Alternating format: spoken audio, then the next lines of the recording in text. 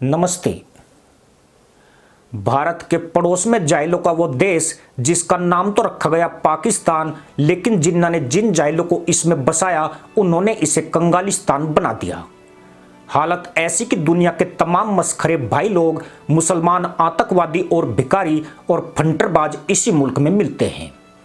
भाई लोगों की मेहरबानी के चलते ही जिन्ना के देश को एक और उपलब्धि हासिल हुई। बीते 5 सालों में यह मुल्क जिस्म फरोशी का सबसे बड़ा अड्डा बन गया। जिन्ना के पाकिस्तान में एक से एक नमूने भरे पड़े हैं जो खास मौकों पर अपनी बकलोलियों के लिए जाने जाते हैं। हर मोर्चे पर इस देश को आज लकवा मारता जा रहा है। इसकी हालत उस वक्त बिगड़नी शुरू हुई जब साल 2014 में नरेंद्र मोदी भारत के प्रधानमंत्री बने।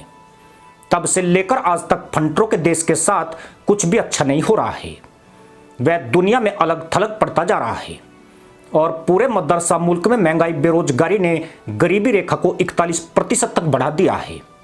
देश का दूसरा मुल्ला एक वक्त के खाने के लिए धींगा मुस्ती कर रहा है, जबकि परिवारों को भूख से बचाने के लिए बुरके वालियों ने जवानी की कुर्बानियां देनी शुरू कर दी है। आज की तारीख में पाकिस्तान की आबादी 22 करोड़ से भी ज्यादा हो चुकी है और यह दुनिया का छठा बड़ी आबादी वाला देश बन गया है। आबादी के मामले में मदरसा पैदाइश ने रूस और ब्राजील को भी पीछे छोड़ दिया है। घर पर निठल्ले पड़ने का असर बढ़ती जनसंख्या के रूप में सामने आया है, जबकि 1951 में इस देश की आबादी महज 7 करोड़ थी। 14 अगस्त 1947 को पाकिस्तान आजाद हुआ था। उस समय भारत ने उसे 75 करोड़ रुपए दिए थे। ये पैसे आर्थिक मदद के तौर पर पाकिस्तान को मिले थे। दरअसल बंटवारे के वक्त पाकिस्तान को अचल संपत्ति का 17.5% हिस्सा मिला था, जबकि भारत के हिस्से में 82.5% था। इस अचल संपत्ति में मुद्रा, सिक्के, पोस्टल और रेवेन्यू स्टैम्प, गोल्ड रिजर्व और आरबीआई के एसेट्स शामिल थे। जिस वक्त यह बंटवारा हुआ था तब दोनों देशों की आर्थिक सेहत करीब करीब एक जैसी थी। 1947 में पाकिस्तानी करेंसी की खास वैल्यू नहीं थी। उस समय एक अमेरिकी डॉलर 12 रुपए 15 पैसे के करीब था, जो आज की तारीख में 277 रुपए तक पहुंच गया है। इससे पहले 2006 में एक अमेरिकी डॉलर की वैल्यू 104 पाकिस्तानी रुपए थी।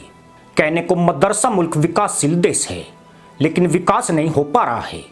यहाँ मामूल लोगों की तो चांदी कटी, लेकिन गरीब आवाम फटेरू की फटेरू ही रह गई। साल 2007 तक पाकिस्तान की अर्थव्यवस्था 7% की दर से बढ़ रही थी, जो आज 2% के आसपास ठहर गई है। पिछले 2 साल से पाकिस्तान के नए पीएम शहबाज शरीफ देश की सेहत सुधारने के लिए चीन और खाड़ी देशों में लुटिया लटकाए घूम रहे हैं, पर उन्हें कोई बड़ी भीख नहीं मिल पाई है, जिससे हालात और भी बदतर होते जा रहे हैं। वहीं दूसरी ओर पाकिस्तान के खजाने में विदेशी मुद्रा भंडार की हालत भी ठीक नहीं है। वह 4 जमा करता है और 6 निकल जाते हैं। इसकी वजह से चीन के लोन और उनके ब्याज की अदायगी भी लटकी है। 350 अरब डॉलर की अर्थव्यवस्था वाले पाकिस्तान की देनदारी जीडीपी के 91% के स्तर तक पहुंच गई है। यही नहीं, फिलहाल पाकिस्तान पर कर्ज और देनदारी करीब 125 अरब डॉलर की हो चुकी है। पाकिस्तान की बर्बादी के बहुत सारे कारण हैं, पर इस देश में जो टैक्स प्रणाली व्यवस्था है वह पारदर्शी और अनुकूल नहीं है। पाकिस्तान में टैक्स कलेक्शन जीडीपी का 10% ही होता है, जो कि बेहद ही कम है, और इसी वजह से टैक्स की मार आम आदमी पर पड़ रही है। वहीं भ्रष्टाचार भी चरम पर पहुंच गया है और 5% अमीरों ने पूरे पाकिस्तान पर कब्जा किया हुआ है, जो किसान से लेकर ब्यूरोक्रेसी और राजनीति में अहम भूमिका निभा रहे हैं। इसलिए वहां ऐसा कोई फ्रेम नहीं है जिससे अमीरों से टैक्स वसूला जा सके।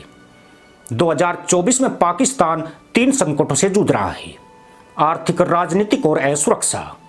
ये संकट 2021 और 2022 में शुरू हुए थे, लेकिन ये और भी गंभीर हो गए हैं। देश के पूर्व प्रधानमंत्री इमरान खान सलाखों के पीछे हैं और वह सरकार एवं सेना दोनों से पंगा ले रहे हैं। इस अवधि में मदरसा मुल्क में भारी उथल पुथल रही है। इस तनाव ने केवल गरीबों को ही प्रभावित नहीं किया, बल्कि सरकारी आंकड़ों से पता चलता है कि 9 लाख कुशल कर्मचारी पाकिस्तान से चले गए, जिनमें डॉक्टर, पैरामेडिक्स और अकाउंटेंट शामिल हैं। राजनीतिक संकट आंशिक रूप से पाकिस्तान में एक पुरानी सच्चाई का कारण है। शीर्ष नेता अक्सर सत्ता में आने के लिए सेना के साथ घनिष्ठ संबंध बनाते हैं, लेकिन सत्ता में आने के बाद सेना के नेतृत्व से अलग हो जाते हैं। इमरान के साथ भी ऐसा ही हुआ। ऐसा उनके दुश्मन नवाज शरीफ के साथ भी कई बार हुआ था। शरीफ 4 साल विदेश में निर्वासन के बाद अक्टूबर 2023 में पाकिस्तान लौटे थे। अब उनके सेना के साथ अच्छे संबंध हैं और वे पाकिस्तान के अगले प्रधानमंत्री बन सकते हैं। मगर पाकिस्तान आज भी वहीं खड़ा है जब वह 1947 में भारत को छोड़कर अलग हुआ था, या यूं कहे कि उससे भी बुरी स्थिति उसके सामने है।